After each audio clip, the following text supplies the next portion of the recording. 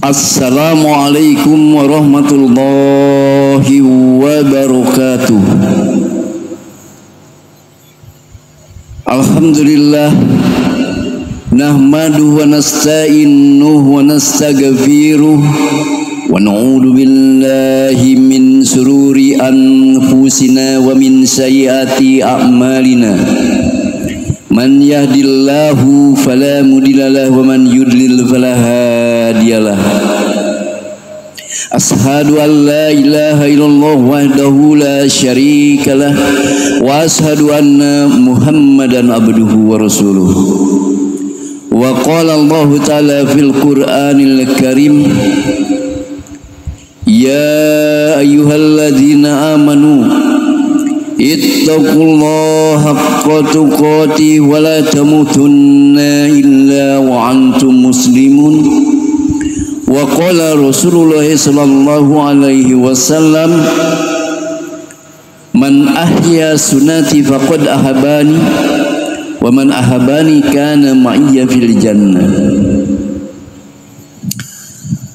Alhamdulillah, semua alhamdulillah, kita bersyukur kepada Allah Subhanahu wa ta'ala yang telah memberikan kepada kita kenikmatan di dalam hidup ini, terlebih kenikmatan di dalam Islam, karena kita telah diberikan keyakinan dengan iman kepada Allah Subhanahu wa ta'ala, kepada para nabi, kepada kitabnya, kepada apa yang diturunkan Allah Subhanahu wa ta'ala kepada Rasulullah sallallahu alaihi wasallam, dan kepada hari akhir yang tentunya di mana kita akan kembali semua kepadanya pada waktu itu nanti.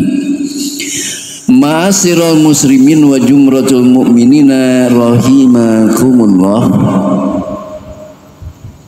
Tanda syukur kita kepada Allah Subhanahu wa ta'ala yaitu dengan menyebut-nyebut nikmatnya. Dengan apa yang Allah berikan kepada kita, kita diberikan kenikmatan, diberikan nafas yang setiap saat selalu kita dapati tanpa kita harus meminta, ya. Makanan yang setiap waktu ketika kita merasakan lapar, Allah sudah memberikan jaminannya untuk kita. Dan segala sesuatu apa yang diberikan Allah Subhanahu wa ta'ala, maka kewajiban kita sebagai kaum mukminin adalah bersyukur. Bersyukur atas nikmat-nikmat yang diberikan Allah Subhanahu wa ta'ala. Ada orang yang diberikan kenikmatan dengan kemewahan-kemewahan dunia, ya, dengan rumah yang megah, mobil yang indah, pasangan yang cantik dan ganteng, anak keturunan yang banyak, dan apapun segala yang diberikan Allah Subhanahu wa ta'ala, maka kewajiban kita adalah satu saja, yaitu bersyukur kepada Allah Subhanahu wa ta'ala. Ini tandanya kita sebagai seorang mukmin. Ma'asyiral muslimin, wahai saudara-saudara yang dirahmati Allah Subhanahu wa ta'ala, insyaallah di momen yang indah ini kita sama-sama nanti mempelajari, atau insyaallah saya sampaikan ada beberapa ayat-ayat suci Al-Quran yang menegaskan tentang pentingnya amar ma'ruf nahi mungkar.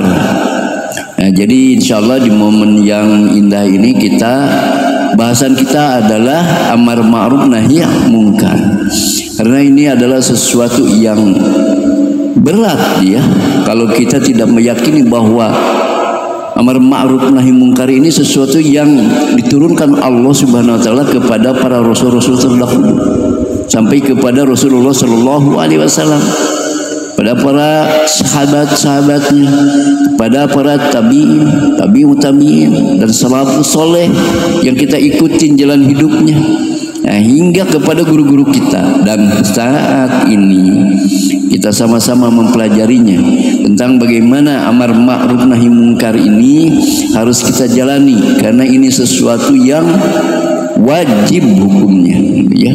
Apa hukumnya? Wajib hukum. Jadi amar ma'ruf nahi mungkar ini bukan saja buat para guru-guru, buat para ustadz, buat para ulama, kiai, ajengan, tetapi amar ma'ruf nahi mungkar ini diperintahkan untuk kita semua sebagai hambanya yang mengaku beriman kepada Allah dan Rasulnya. Nah, amar ma'ruf nahi mungkar ini ada di beberapa ayat yang Allah turunkan agar kita memahaminya.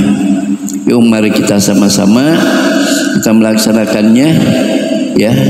Karena dengan memahami dan mempelajari ayat-ayat suci ini, insya Allah kita akan paham kenapa sih kita harus melaksanakan amar ma'ruf nahi mungkar. Kenapa kita harus melakukan kegiatan-kegiatan mencegah daripada perbuatan-perbuatan buruk. Itu kan bukan tugas kita, itu tugasnya para penegak hukum, para ulama. Kita mau manusia biasa-biasa saja. Nah, bukan begitu. Karena memang ayat ini diturunkan untuk seluruh orang yang mengaku dirinya sebagai seorang muslim. Insyaallah ayat yang pertama adalah wa man ahsanu qawlan mimman da'a ila Allah wa amila salihan wa qala innani minal muslimin. Dan siapakah yang lebih baik perkataannya daripada orang-orang yang menyeru manusia kepada Allah dan mengerjakan amal-amal yang soleh dan berkata, sesungguhnya saya ini termasuk orang-orang yang berserah diri. Nah, demikian ya di dalam surat Fussilat ayat ke-33 ya. Jadi itu ayat yang pertama di dalam perkara amar ma'ruf nahi mungkar. Wa man ahsanu qawlan mimman da'a ila Allah wa 'amila salihan wa qala innani minal muslimin. Sesungguhnya aku ini orang muslim. Nah, maka kalau memang mengaku diri sebagai seorang muslim, ini mempunyai kewajiban harus melaksanakan amar ma'ruf nahi mungkar ini.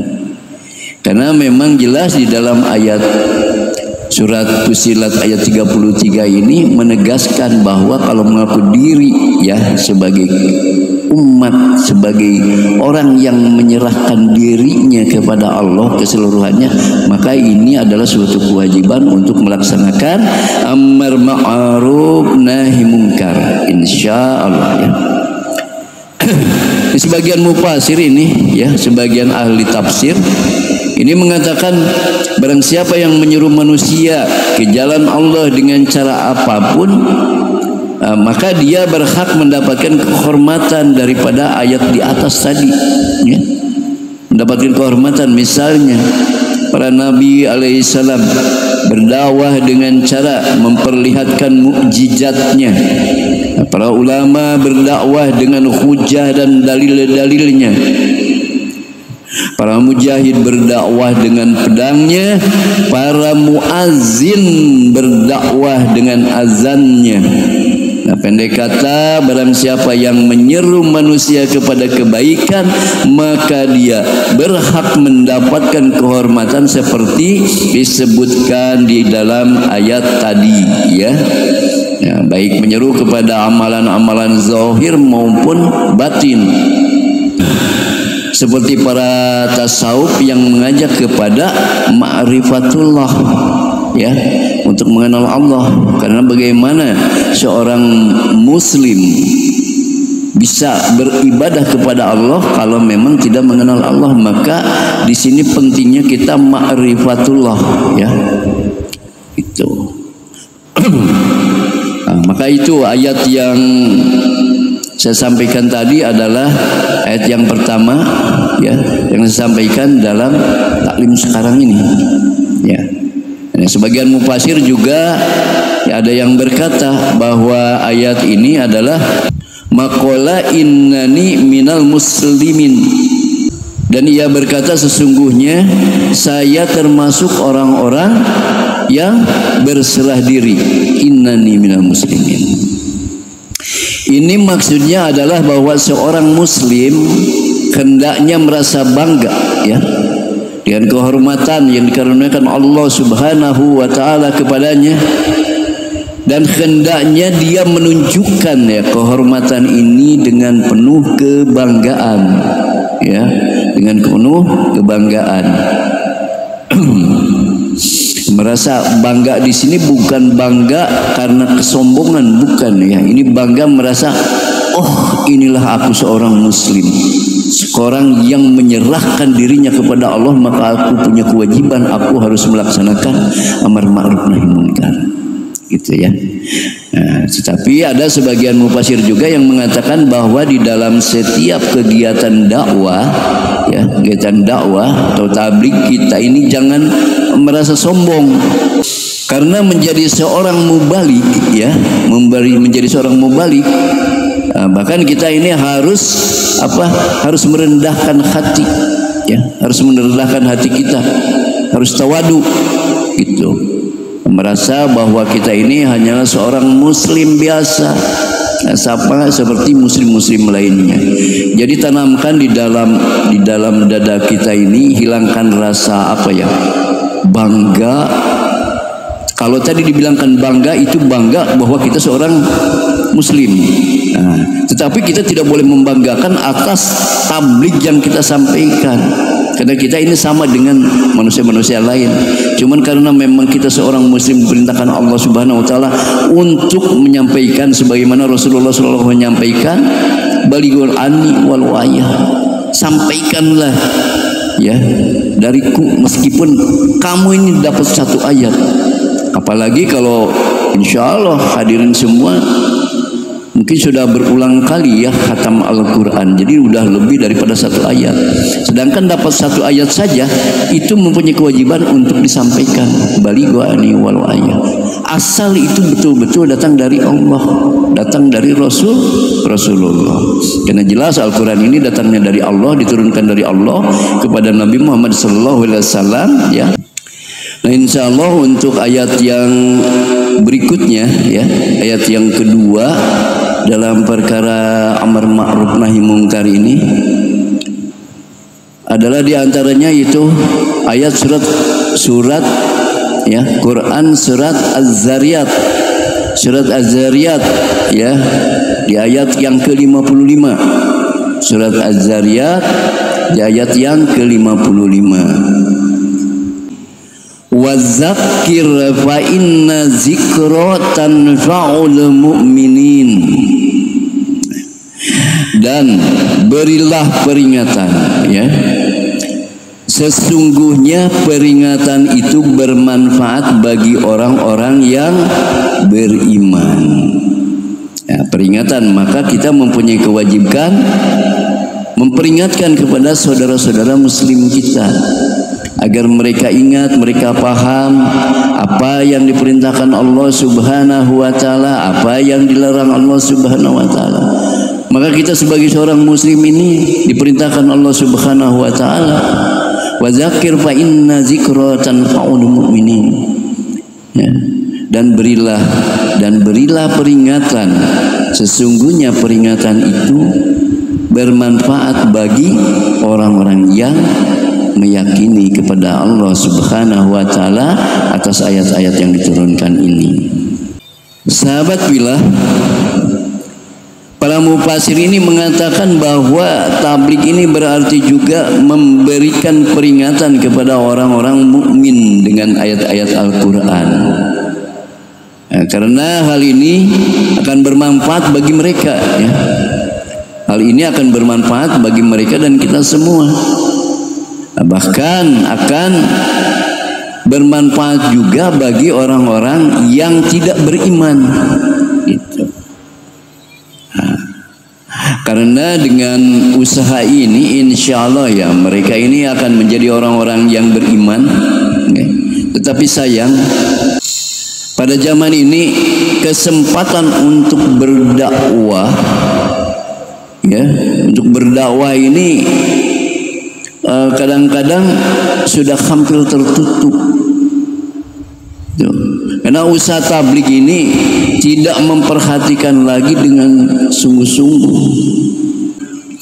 Kadang-kadang para mubalik ini hanya ingin memperlihatkan kemahiran mereka di dalam berdakwah, ya, dan kepasihan mereka di dalam berpidato. Nah, padahal Rasulullah Shallallahu Alaihi Wasallam itu pernah bersabda, barang siapa belajar seni pidato untuk mendapatkan pujian, sanjungan daripada manusia, maka amal ibadahnya itu, baik yang fardu maupun yang sunnah, itu tidak akan diterima pada hari kiamat. Nah, maka di sini perlu hati-hatinya, karena Rasulullah sudah bersabda kepada kita semua. Jadi kalau kita mempunyai keinginan untuk berdakwah, tetapi berdakwah ini hanya ingin dikatakan seorang mubalik atau ingin terlihat sebagai kepasihan, ya, di dalam berucap, berpidato, berorasi, bukan untuk menekankan kepada si pendengar agar mereka meyakini akan ayat-ayat Allah dan sabda Rasulullah, maka ini adalah suatu kefasikan. Dan sabda Nabi, nanti di akhirat amal-amal yang demikian itu tidak akan bermanfaat. Maka kita mari bersungguh-sungguh di dalam berdakwah, ya. Bersungguh-sungguh di dalam berdakwah, jangan karena tulus kita berdakwah, ya. Ada kan di beberapa tempat, ada, kita tidak bisa menutup diri, ya, karena memang zaman modern ini mudah sekali, karena memang apanya, yang memegang HP dimanapun sekarang ada, gitu. Jadi dengan mudahnya kalau memang ada kekhilafan, nah, di dalam berdakwah ini maksudnya ada, kalau mendapatkan seorang dai mendapatkan undangan dakwah, misalkan dari 3 tempat yang berbeda, nah, mereka di sini dinilai, oh ini pulusnya segini, oh ini pulusnya segini, oh ini pulusnya segini, oh ini tidak ada pulusnya, maka yang tidak ada pulusnya tidak diambil. Nah, sebetulnya dakwah itu di sini kehilafannya, ya. Dan hal-hal yang begini kita tidak bisa menutup diri, karena banyak sekali informasi. Coba kita perhatikan di media sosial, ya, ada banyak. Tetapi di sini pun kita tidak boleh suudzon, ya, tidak boleh suudzon. Nah, ini jadi saling-saling memperingatkan juga. Jadi seorang dai dengan dai lainnya itu harus saling memperingatkan, ya. Jadi peringatan ini bukan dari dai untuk jamaah, bukan, dari keseluruhan. Kadang-kadang kalau perlu kita minta pendapat jamaah, apa sudah benar dakwah kita, apa belum.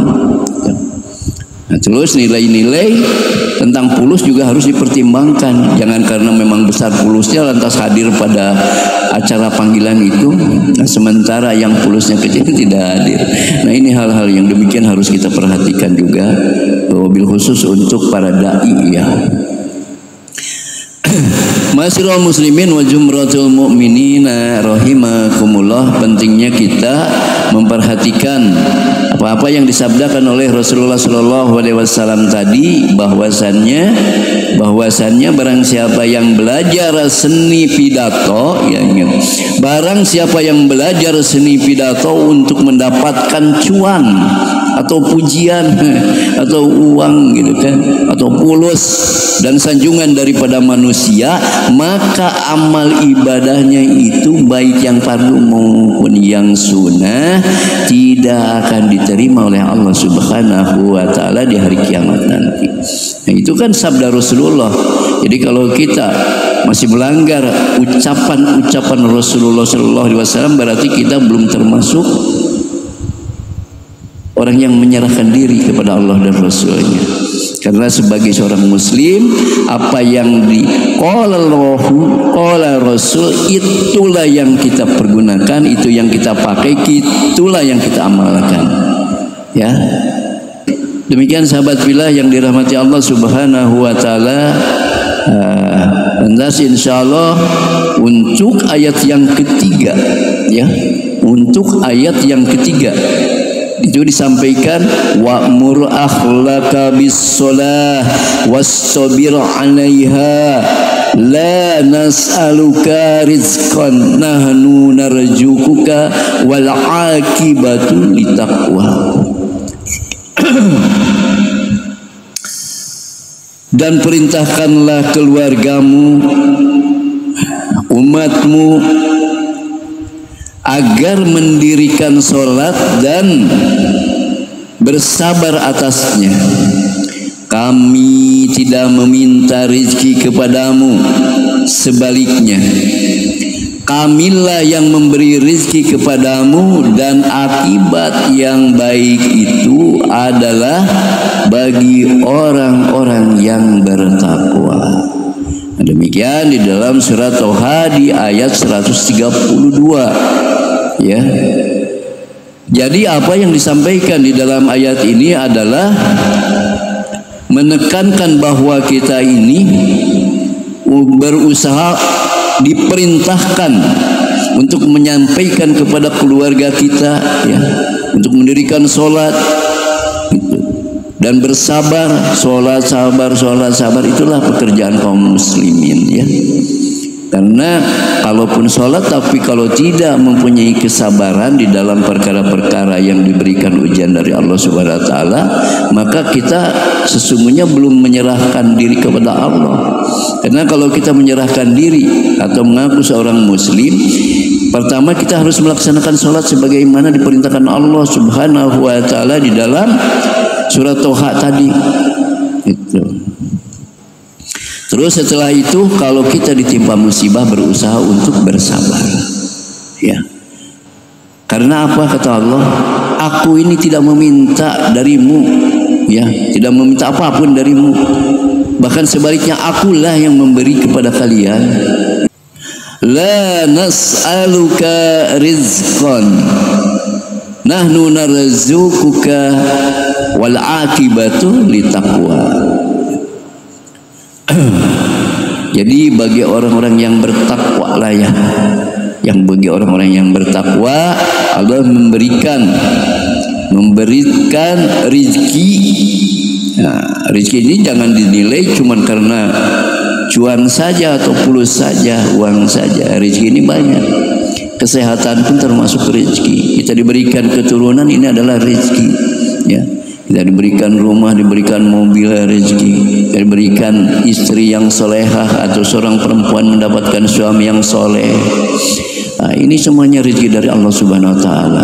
Dan kita diberikan kesehatan pun ini adalah rezeki. Termasuk ketika seseorang diuji dengan penyakit, itu pun rezeki. Kenapa dibilang rezeki? Rasulullah SAW bersabda, setiap orang yang ditimpa kesakitan lantas dia berdoa kepada Allah Subhanahu wa taala, maka akan berguguranlah dosa-dosanya. Itu termasuk rezeki makanya. Jadi segala sesuatu yang diturunkan Allah Subhanahu wa taala ini adalah rezeki kepada hambanya. Ma'asyiral muslimin wa zumratul mu'minina rahimakumullah. Banyak hadis yang mengatakan apabila seorang mengadukan kesempitan rezekinya kepada Rasulullah Sallallahu Alaihi Wasallam, maka beliau membaca ayat ini, ya, membaca ayat ini, membaca ayat yang tadi saya sampaikan. Wa'mur ahlaka bis-shalah wastabir 'alaiha la nas'aluka rizqan nahnu narzuquka wal 'aqibatu litaqwa. Tuh, Rasulullah sallallahu alaihi wasallam menganjurkan seperti itu, ya. Jadi membaca ayat tersebut, serta menasihatinya agar senantiasa mengerjakan sholat dengan tertib tentunya, ya. Jadi sholat asal jangan cuklek-cuklek gitu. Ruku cepat tanpa tumanina, sujud cepat tanpa tumanina, begitupun tasahud. singkat sekali. Nah, ini yang tidak dicontohkan oleh Rasulullah SAW. Bahkan Rasulullah itu pernah menegur seorang sahabat yang sholatnya terlalu cepat, ya, sehingga sampai 3 kali itu kan Rasulullah menegur, sungguhnya kamu ini belum sholat. Saya sudah sholat ya Rasulullah, sungguhnya kamu belum sholat. Sampai 3 kali, sholat lagi. Nah, kenapa? Karena memang sholatnya itu tidak tumaninah. Nah, ketemu harus bagaimana ya Rasulullah? Kamu harus sholat dengan tumaninah. Nah, begini, maka lihatlah, kalau kamu mau sholat, lihatlah sholatku, ya kan? Sholu ra'aitumuni usolli, ya. Sholatlah kalian sebagaimana kalian melihat aku sholat. Gitu. Jadi tertib, tumaninah, nikmat. Maka di situ akan ada keberkahan. Dan di situ akan tersirat kesabaran kepada seseorang yang melaksanakan sholat dalam keadaan tumakninah, ya. Juga para ulama menegaskan bahwa hendaknya sebelum mengajak orang lain untuk mengamalkan sesuatu itu, kita ini harus lebih dulu juga mengamalkan, ya. Jadi jangan kita menyuruh kepada orang lain sesuatu perkara tetapi dianya sendiri juga tidak melaksanakan. Nah, itu maka dakwah ini coba pergunakan apa yang kita dapati kita daripada Al-Quranul Karim dan hadis Rasulullah SAW, kita amalkan. Nah, setelah kita amalkan baru kita dakwahkan. Inilah yang benar. Jangan kita dakwahkan tetapi kita sendiri tidak mau mengamalkan, ya. Jadi amalan-amalan yang benar ini atau dakwah yang benar ini kita sampaikan setelah kita mengamalkannya. Karena cara dakwah seperti ini adalah akan lebih berkesan, ya, lebih berkesan gitu. Nah, para Rasul pun mengamalkan ya lebih dulu ajaran-ajaran yang mereka dakwahkan itu kepada orang lain. Jadi melakukan segala sesuatunya amalan-amalan baru dia sampaikan, baru dia dakwahkan. Dengan demikian menjadi tempat itiba ini bagi para pengikutnya, ya. Nah, sehingga para pengikutnya ini tidak akan berpikir bahwa hukum-hukum agama itu sulit untuk diamalkan. Kenapa? Karena memang sudah melihat orang yang menyampaikan itu sudah melakukan, gitu. Orang yang mendakwakan itu sudah melakukan.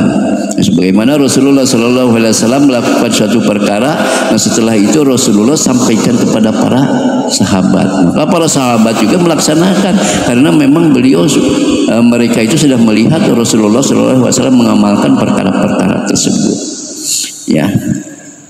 Apa itu perkara di dalam kehidupan kesehariannya Rasulullah, atau itu pun di dalam bermuamalah, atau dalam perkara bertijarah, berdagang, berbisnis, ya.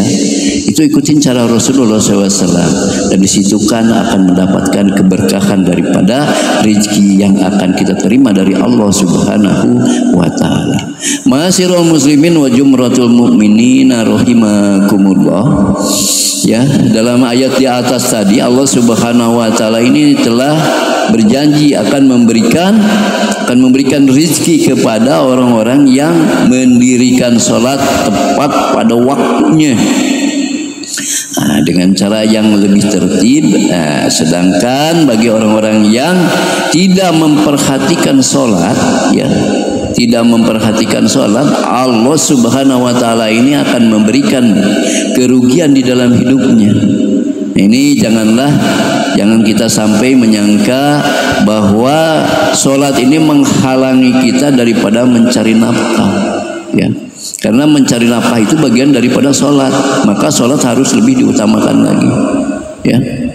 Untuk berdagang, ya, atau melakukan pekerjaan-pekerjaan lainnya, ya, mencari nafkah memang perlu, tetapi sadarilah bahwa sholat ini merupakan tanggung jawab, ya, tanggung jawab dan kewajiban kita semua.